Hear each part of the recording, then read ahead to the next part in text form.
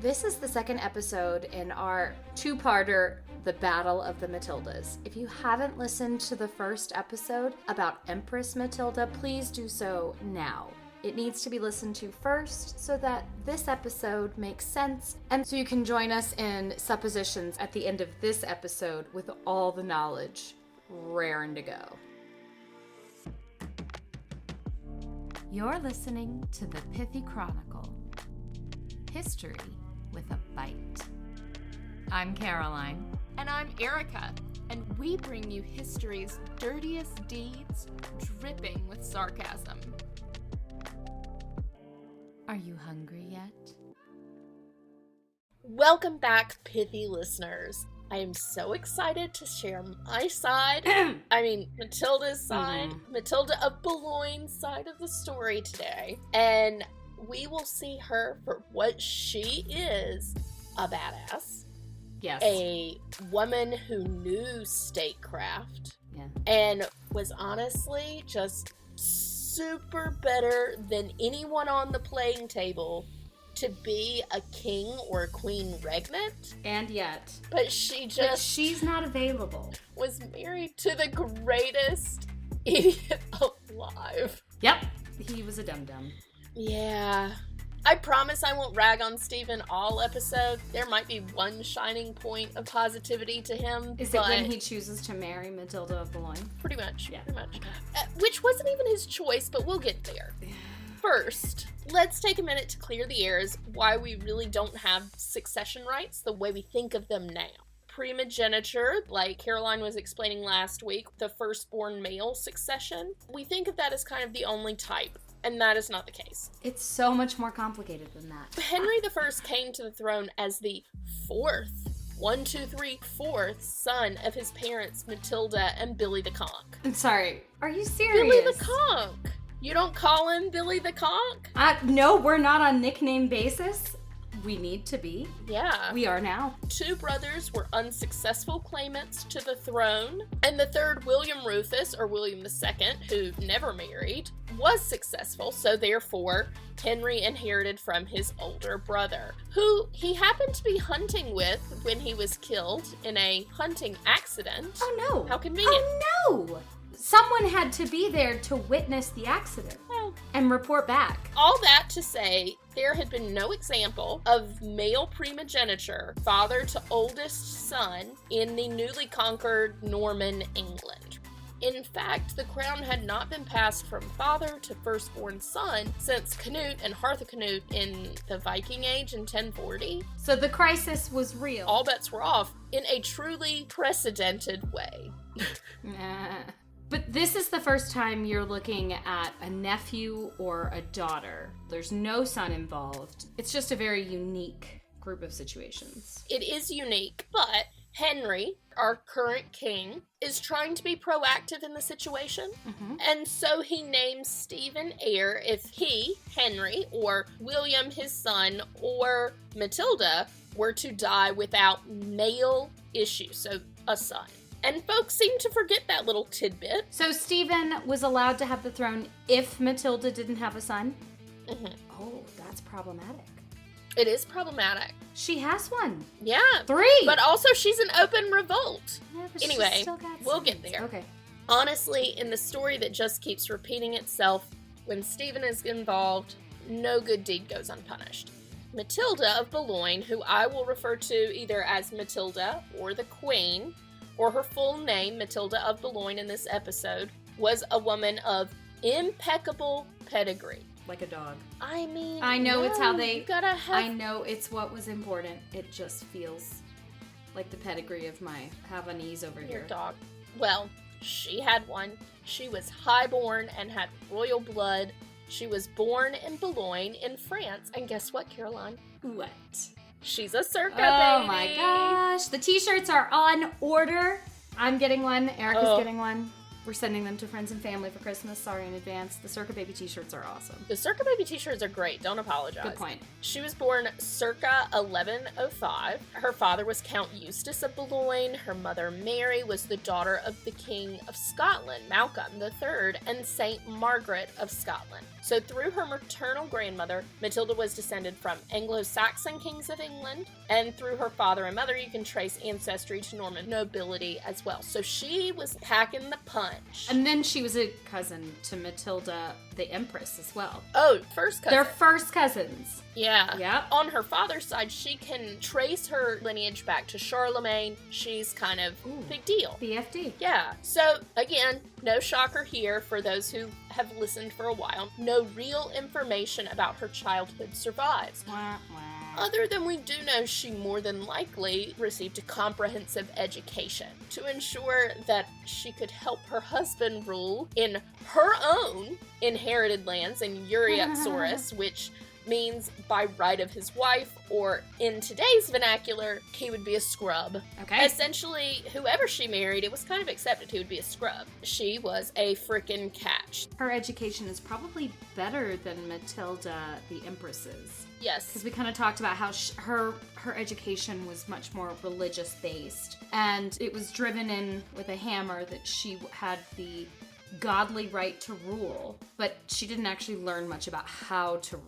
And she had gone to Germany so early. So young. So she had a more German She was upbringing in learning ways. a different culture of politics, which I think cannot be understated in this story. Yep, I totally agree. Not only was she rich, pious, and allegedly okay looking with a near perfect powerful pedigree, Matilda also came with the honor of Boulogne, which was bestowed upon her family by William the Conqueror during the invasion. An honor is some very rich land holdings in England, lots of land in the south, capital was Chester, and it also included the port of Calais. Pretty big deal. Yeah, again, BFD. Right. So, who is this lucky man who gets to marry her in 1125? Stephen of Blois. Blah.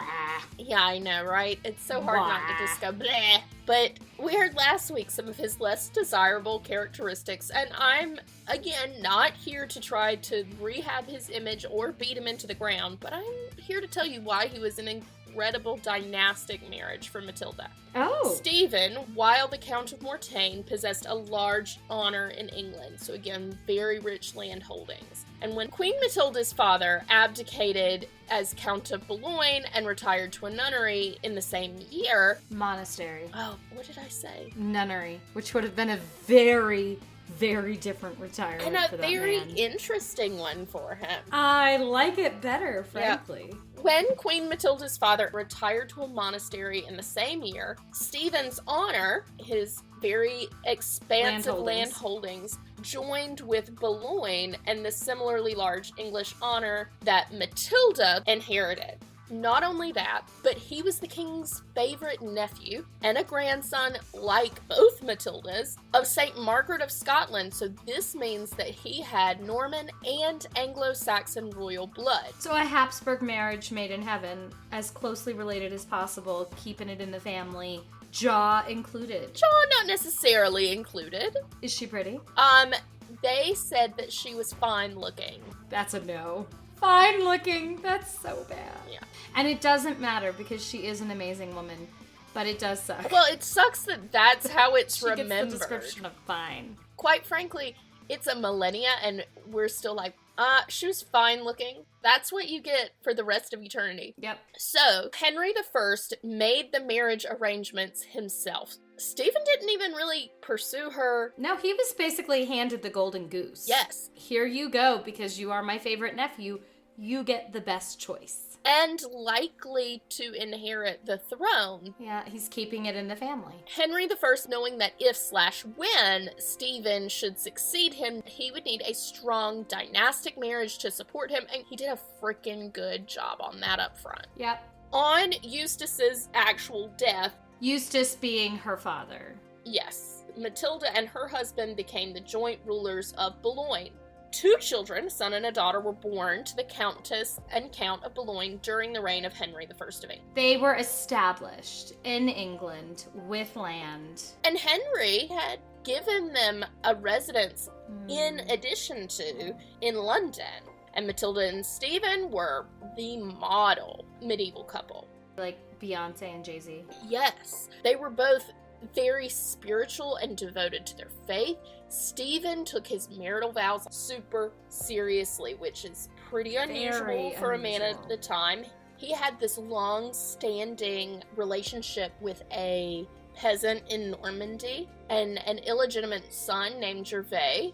But as soon as he got in with Matilda, he put an end to it. But of course, he was a very good... He was chivalrous. Yes, he was very chivalric and kept her in the manner to which they were accustomed. No more sex, but here's the money. Exactly. Classy guy. That was classy. For the time, that's like child support and alimony. Matilda and Stephen's abiding love for Christianity cemented the relationship. They supported the Anchorite movement, founded nunneries and monasteries. Matilda was an eminent supporter of the Templar Knights. Ooh, maybe she knew where the Grail was. Oh God, wouldn't that be fabulous?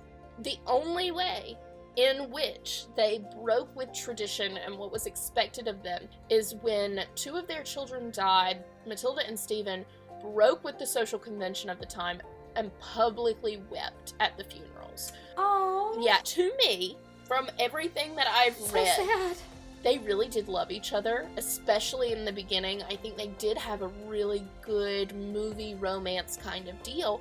But also, let's be honest, that's the kind of idealistic type of person that Stephen was. Yeah, and as a woman at the time, to get that as your alliance in marriage, that's just pure luck. It is. She probably saw herself as very lucky for not only the money and the resources that he came with, but he also was a good person to her and their children, and that was by no means a guarantee. Well, for better for worse, till death do us part.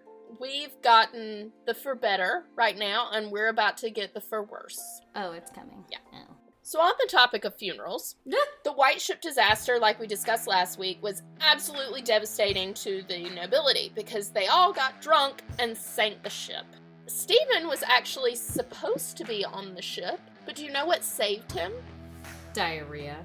Yes. It's one of my favorite facts. Yeah, so when you think, wow, this shit is inconvenient, it might just spare you imminent death and make you the King of England. Yay! Well, ish. Ish. So, with William Adelin, the heir, dead, and Matilda married off in Germany, An empress. Stephen was really the only one left because Matilda was pretty busy, being Holy Roman Empress, and the English nobility was pretty fresh off of being conquered. I could see that before her husband died, when she was still empress. Yeah. Stephen made more sense so that you're not combining the crowns uncomfortably and overextending to a point you can't control. Yeah, and I mean, the Normans really had just established power, and they're not... I think Matilda would have been okay with that too, to be perfectly frank. I don't know. Maybe not. As long as I think her son had inherited, like how Henry had laid it out. But we're not here for suppositions, we're here for history. Okay, fair play. All of the nobility was prepared to still accept Stephen until the Holy Roman Emperor died, Henry V, and Dad Henry tried to backtrack to Matilda the Empress as heir, which I really do understand as a parent why he did it. Yeah. What's an Empress Emeritus supposed to do when her husband dies? Go to a nunnery? That really wasn't her style. Not to say she wasn't religious, but that just wasn't what she wanted. Remarry. What could possibly live up to being an empress? Nothing. She thought so too. Fair. So everyone at court swore allegiance to her, including Stephen. But let's not call him a turncoat right yet, because we have a rebellion coming in hot. The Empress and her husband sided with the Norman rebels in the pursuit of recovering some castles, but Henry really did not want to let them go, and they were having a disagreement over the castles, yes, but he had really not liked how Matilda, the Empress, was handling a lot of things. The issues in her marriage, or her actions at court, just her attitude in general. And she was still seen as very German, very other. just wasn't, there was a lot of friction. Right. And this kind of was the breaking point because he went to put down that rebellion himself, where he died fighting against the forces of his daughter. That is really hard to get over. Yeah. But Henry II, Matilda's son, will in fact get over just that. He will. But an opportunity presented itself, and Stephen was able to seize the throne while Matilda the Empress was pregnant and couldn't really travel. I appreciate that you've claimed it as Stephen seizing an opportunity, because I do think that that is what happened. Oh, 100%. Because in order to become the king, a conquering king, or a usurping king, you needed to have the keys to the treasury, you needed to be in London, and you needed to have the power of the nobles on side. And he did. We have seen this in so many different things. The first one there, the one who holds the keys to the treasury, Yep. 99% of the time is going to succeed. And he did. Now, I think that it is important to say that Matilda the Empress, even though she was pregnant, was perfectly fine in being in open revolt against her father. And so the nobles supported Stephen, and it's not shocking why. No, many of them have sent their own family members over there to fight against her. And now I'm supposed to, just welcome her Yeah. as Domina Angalorum. As the reason her no. dad died. Yeah, that sounds great. I feel like this is a reasonable backtracking of all those oaths, right? I do. I am undecided. I definitely see both sides, but I want to hear the rest of the episode. We've said it before, we'll say it again. She was seen as German. She was seen as other because she was raised at a young age as German court. Even though she was English, they really didn't want an outsider coming in to rule them. Even less so, a woman who wielded power like a man. Queen Matilda and Stephen were crowned, and they had their Easter court, which was said to be glittering and opulent, and never was there one to exceed it in number and costumes.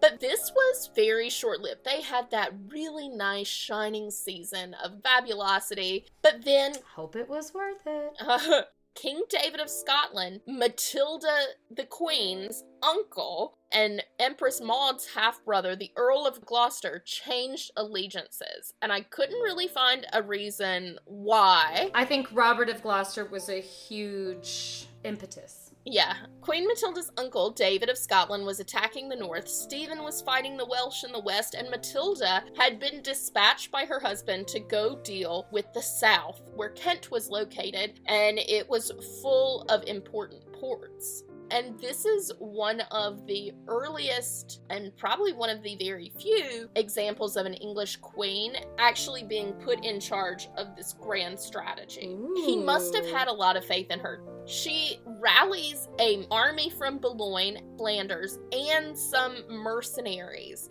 The Queen besieged Dover on the land side, and her people of Boulogne cut off maritime supply lines. The Scots lost the Battle of North Allerton, and Stephen sent Queen Matilda north to negotiate peace with her uncle, hoping to keep him from supporting the Empress Maud. And Matilda did her job so skillfully that a treaty was signed in 1139, and we really don't hear much from the Scots for the rest of the war. Shrewdness and elegance prevailed. I like that. And that's a direct quote by the papal legate at the time. Okay. And it wasn't just a one-time deal. It is clear that Matilda is the power behind Stephen. Stephen is an accessory. This is all her. That's pretty good.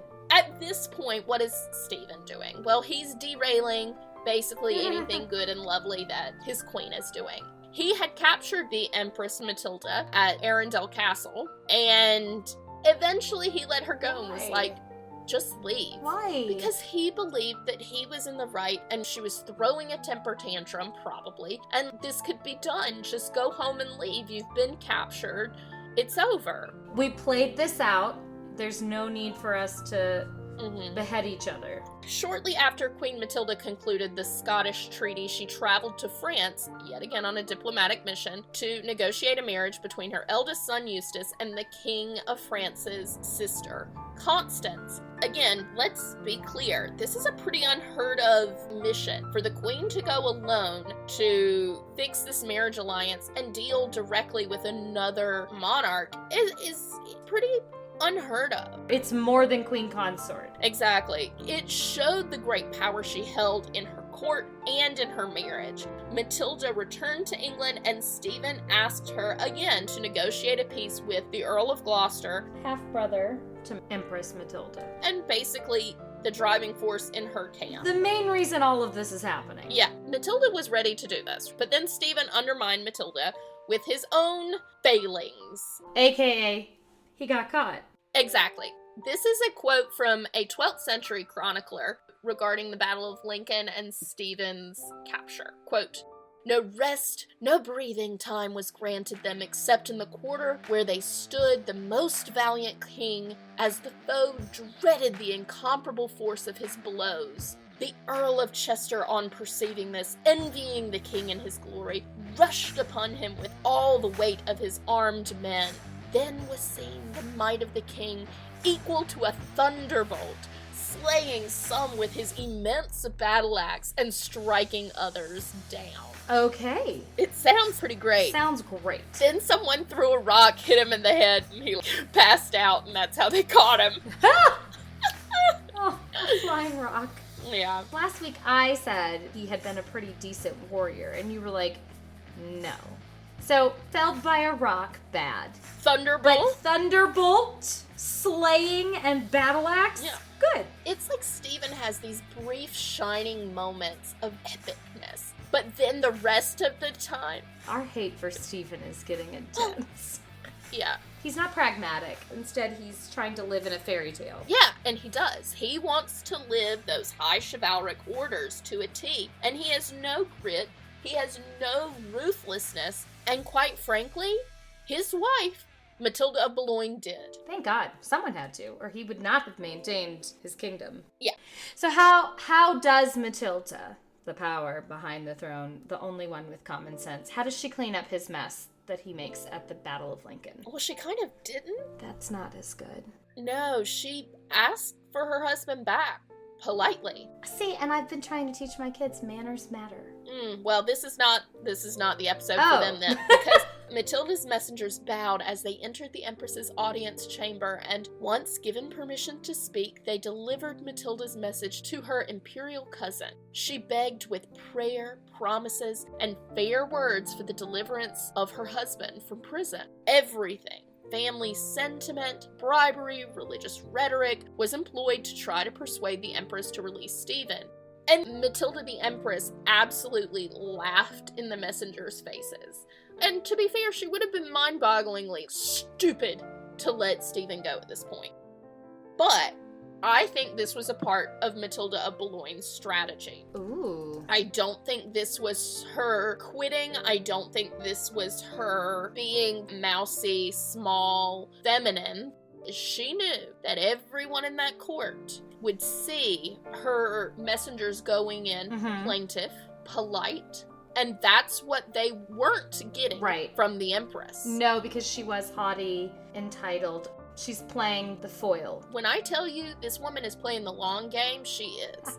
The Empress's triumph and predictable rejection of Matilda's plea was a huge low point in Matilda of Boulogne's life. Yeah. Husband is imprisoned. And there's only so long she can exercise the type of power she's exercising. That intercessory power where she's working on the behalf of someone else. But it's coming to a close if it takes too much longer. Right. And Okay. one of Stephen's chief supporters, Geoffrey de Mandeville, Earl of Essex, defected and pledged loyalty to the Empress.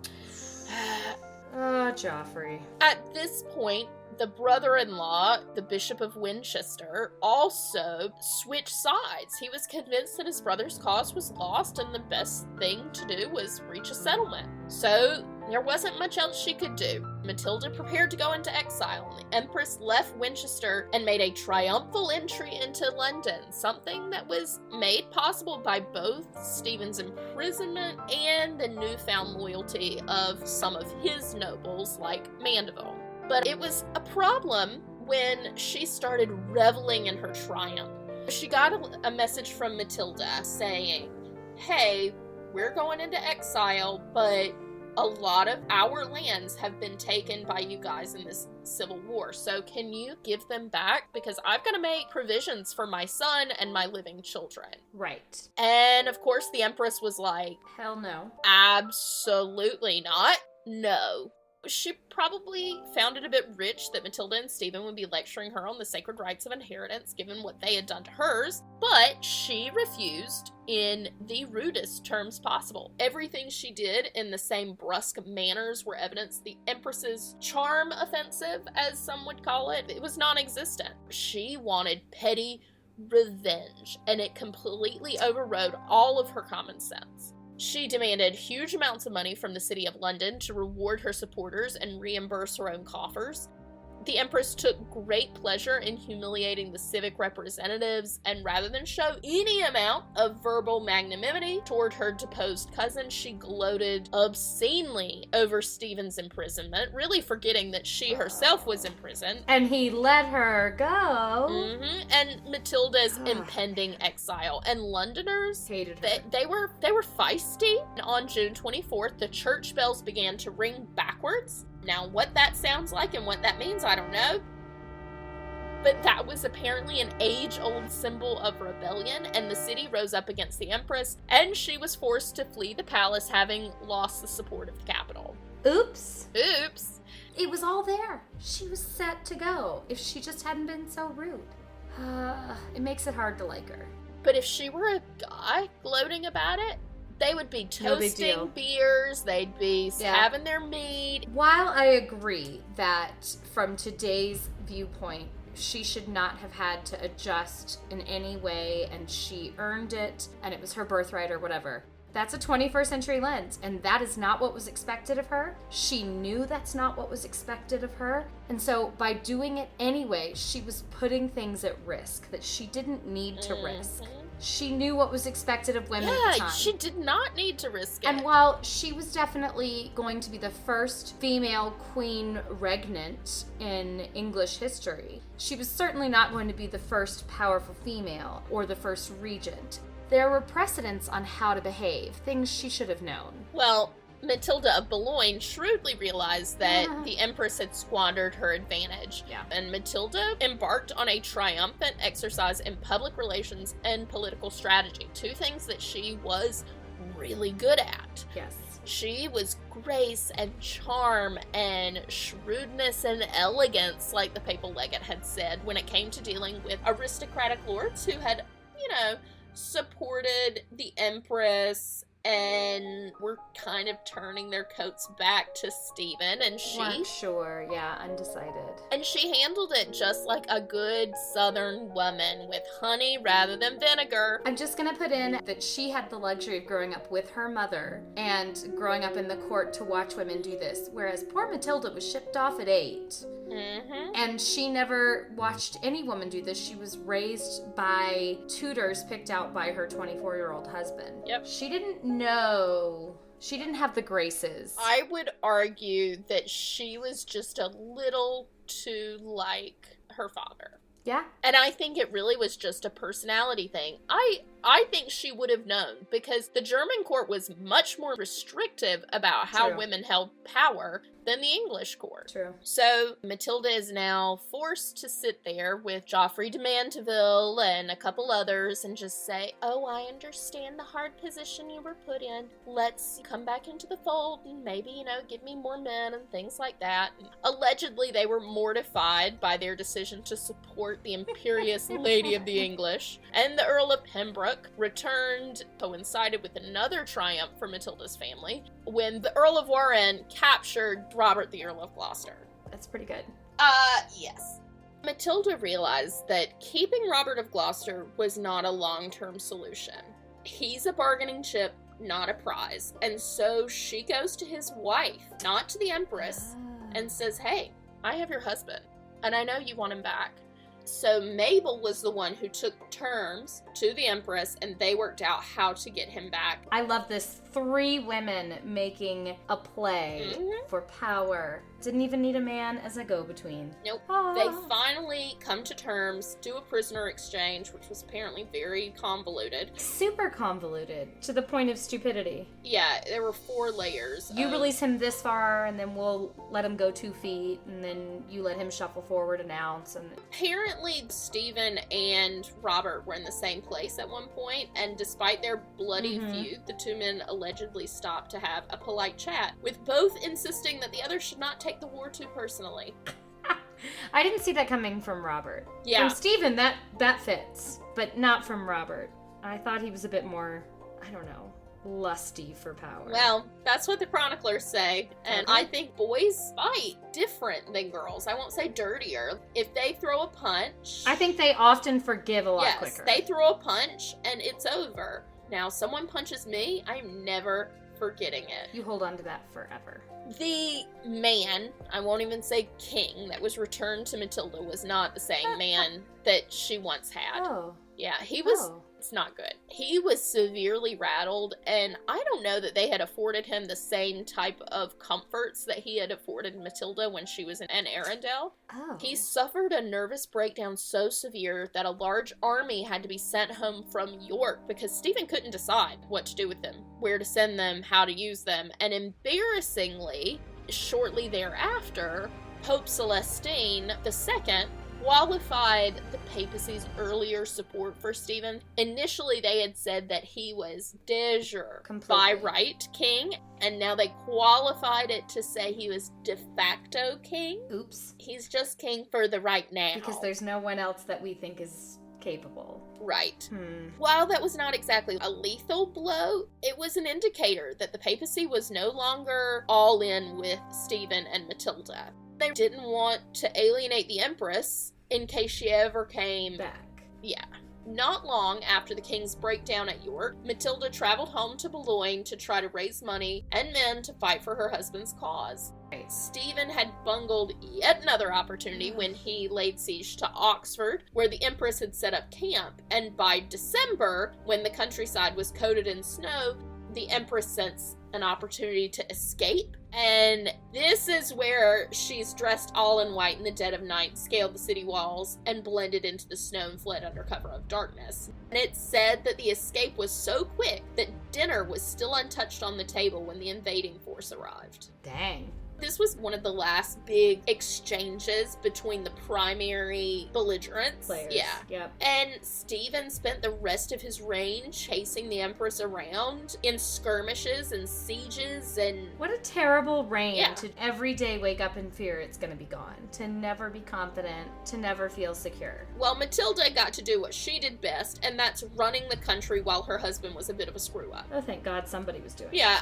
and honestly, as much as we hate the Crusades, we can kind of thank them just a smidgen for bringing this to a close, because the Second Crusade was announced in 1147, and many of both the Empresses and the King's supporters were joining the campaign, leaving the region for several years. They had to be like, great, this is the best excuse we could Mhm. give to our king or our empress to stop fighting this stupid war. Yeah. We've got something better to do.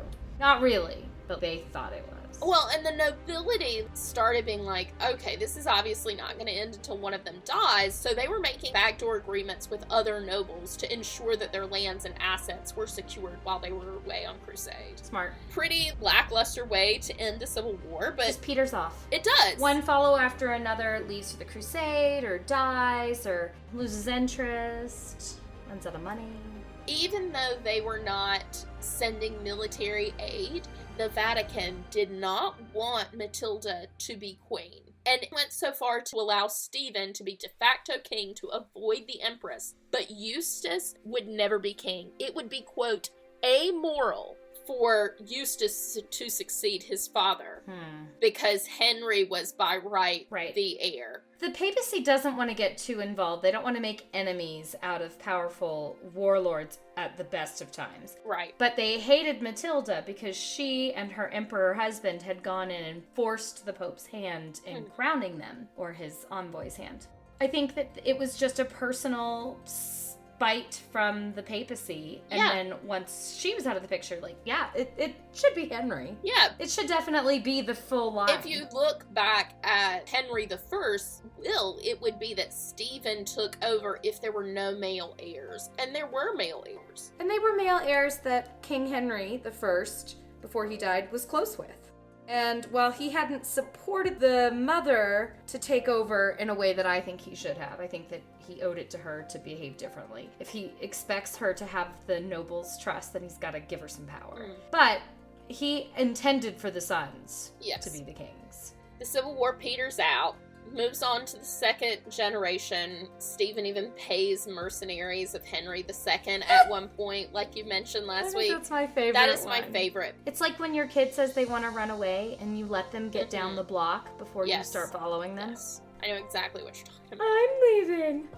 Yeah, with my Lisa Frang backpack. Because nothing says you're serious like a bedazzled leopard. Matilda unfortunately died while she was Oh. visiting one of her friends. She got a fever and just dropped dead. So it was not just a great. quick, unexpected. It was quick and unexpected. Aw. There are no records that say she had had a prolonged illness. Obviously, Stephen was crushed, and then, of course, came another major blow when Eustace, his son, died, and then he was just like, okay, Who cares? who cares? Yeah. It's cost the lives of all the people that I love the most. Mhm. Here is where I want to have that discussion about masculine versus feminine power and the expectations of feminine power. In the Middle Ages, women were valued for what they could bring to a marriage. That means money, land, titles, and children. And pedigree. Yeah, and pedigree. They were not expected to bring anything else. Knowledge of numbers, the ability to read. Nope.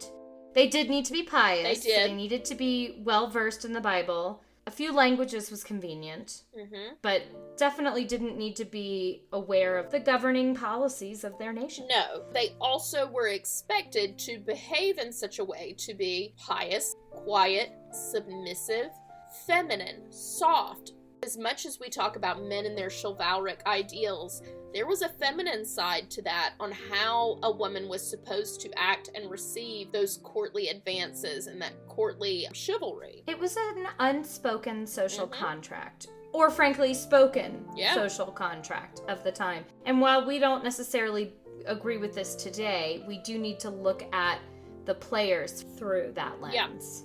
For Matilda, she was a queen in the saddle. She led men, she created battle strategies, she negotiated peace treaties, negotiated marriage contracts, but it was 100% accepted that she did that because she wasn't trying to make it her right. She was doing this by right of the husband. Yep. She was exercising power on Stephen's behalf and on behalf of her And mistress. she made sure to make that known. Yeah. She was extra careful that every time she did something, it was in the name of Stephen, and that she was not Yep. stepping out of a woman's place, but rather dire circumstances, dire acts. And she would do it almost embarrassingly, like, oh, I'm so sorry that I have to Yes. leave this battle, but Stephen's been in prison, so needs Yeah, must. the genuflecting was amazing. It is a masterclass. She knew the game, and she knew the rules, and she played it better than anyone else. She really did. And quite frankly, it is only because of Matilda of Boulogne that Stephen held on to his kingship for the rest of his life. Agreed. And it is the only reason he continued to have supporters come back again and again. She was the one who was out there doing the dirty work. The PR. And on the other hand, you've got the Empress Matilda, who, if she had had a dick, nobody would have had a problem with the way she was acting. No, so from a modern standpoint, you can see the argument. But that's not the reality. Yeah. She was wielding masculine power. So I want to ask, with that notion of masculine versus feminine with these two contestants, what were they fighting for? What do you think Empress Matilda, wielding this masculine form of power, was fighting for? And what do you think the subservient, though strong, Queen Matilda was fighting for? I honestly think they were both fighting for the same thing. And I think they were fighting for themselves. Oh, See, I think you're right about Empress Matilda. I totally think she's fighting for herself, but I think she's fighting for her birthright. Mm-hmm. She is fighting for something that has been ingrained into her mind from the day she was born. Our family has the right to rule. I don't know if the idea of divine right had really come through. That's true. I think she feels like we have conquered this, the family, and therefore I must conquer it.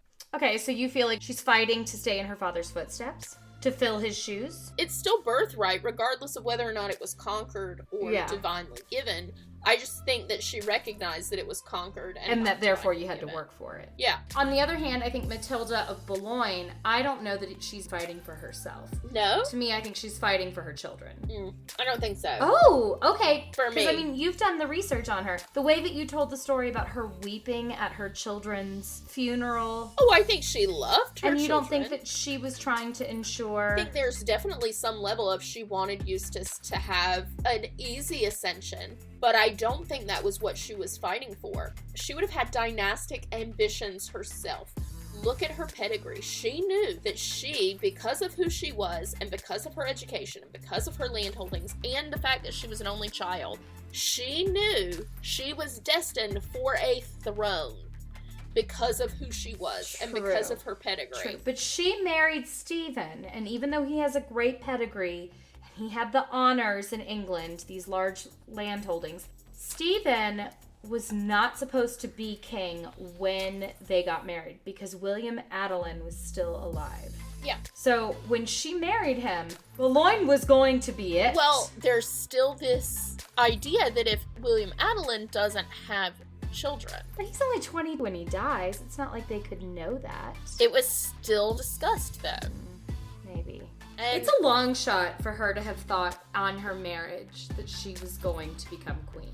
But the king demands it. What are you going to do? You don't have that much choice. No. I can see that she had time to kind of get used to the idea and become attached to the idea. I don't know. And I think that maybe she had made peace with the fact that she wasn't going to be queen until the White Ship happened. And I think then Henry was still waffling a lot. Yes. Up until and a little bit after the oaths were made for Matilda. And on his deathbed, Yeah. different sources vary, but everyone says he was either gung-ho this way or gung-ho that way. Exactly. We just don't know who's And right. so I think that Matilda recognized the reality of the situation. She could fight or she could die, because that's what was before her. I don't think there was any world in which Matilda the Empress would have let Matilda of Boulogne and Stephen just go back to Boulogne and do their Well, thing. that's true. I hadn't thought about if they lost, what were they looking at in terms of a life or death situation after. Because obviously Stephen would never have killed Empress Matilda. No.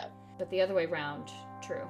And even if it wasn't Empress Matilda, Robert of Gloucester. Do you think that by any chance Matilda was, if not fighting for, then trying hard to represent the worthy inheritors? Because she was so different from the Empress in personality, in how they reflected their gender to the world. Is it possible that she was like, this is not how women should behave, this is not how a woman should be perceived, and it's wrong to let her rule?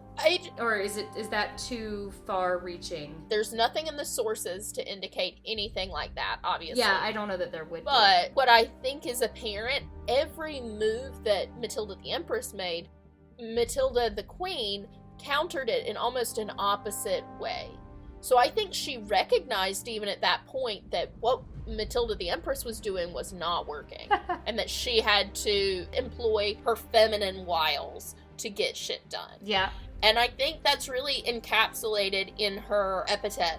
She's described by a contemporary as having shown the virile courage of a man, the loyalty of a woman. I find that so interesting. And it's so much better than the Empress's. I was going to say, the Empress's epitaph, great by birth, greater by marriage, greatest in her offspring, here lies Matilda, the daughter, wife, and mother of Henry.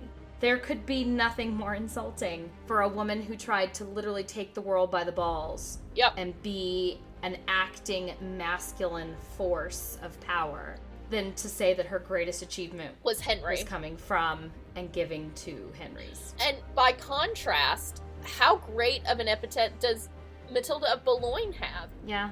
She was the subservient, the gentle, the elegant, the shrewd, but then she's remembered, at least by her contemporaries, as virile, the courage of a man and the loyalty of a woman. They didn't mind giving her some of these masculine, loyal, full of heart, these chivalric masculine things because she went about it in such a refined way. In an expected way. For them. An acceptable way. Yes, because clearly Matilda's was not accepted by the Londoners. Right. I'm going to give Matilda of Boulogne more credit for a more selfless outlook for this war.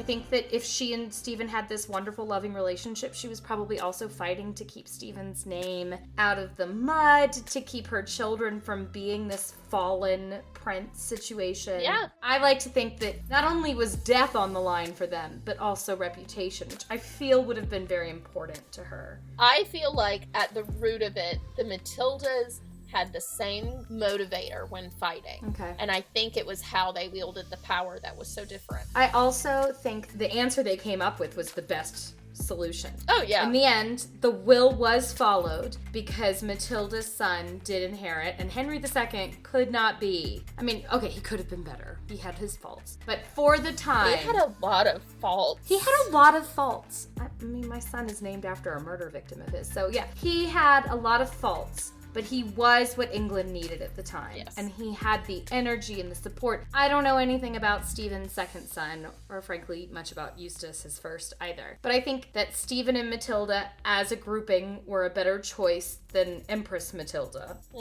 And Joffrey. Yeah. Oh. Yeah. Can you imagine if someone gave him a crown? Like, No, the man would have been absolutely insufferable, even more so than he was. But what if she never married him and she had fought for this throne on her own as a single woman, a la Elizabeth I? Where would she have... I don't think they would have let it happen. I don't know that she would have had the continental support. Anyway. And that, my friends, is that. Let us know what you think. Do you think that Erica and I have got it right? Or are we totally off base here? Which is absolutely probable. Absolutely fine. Very probable. Thank you so much for joining us. We appreciate the downloads, the following, the likes, and the TikTok videos, Erica. Ugh, I'm trying, man. They're tickling my fancy every day. You're tickling your sock. You are tickling my TikTok. Anyway, just remember that one of the best ways for people to find us on Spotify or Apple Podcasts is by reviews. And we want you to be honest with us. We want you to tell us what you like, if you think there's something we can change, something that you would like to hear about. We are interested in making this podcast for you. I'm Caroline. And I'm Erica. And we are Pithily Yours. This episode is brought to you by the Pithy Chronicle, LLC. The Pithy Chronicle is intended for education, entertainment, and non-commercial purposes. Any views or opinions expressed in this podcast are personal and do not represent those of people, institutions, or organizations that the owner may or may not be associated with in a professional or personal capacity. While we offer lots of sarcasm, this podcast does not offer any advice or services. Listening to this podcast may induce fits of laughter, unexpected distraction, or uncontrollable rage at the subjects, hopefully not at us. We hope you learned something today. If not, so sorry. Please be advised we are not experts in the following fields: medical, legal, financial, technological, thermonuclear engineering, submarine warfare, neuroscience, or cat husbandry. Thanks for listening to our little disclaimer. Just covering our history-loving asses. Bye!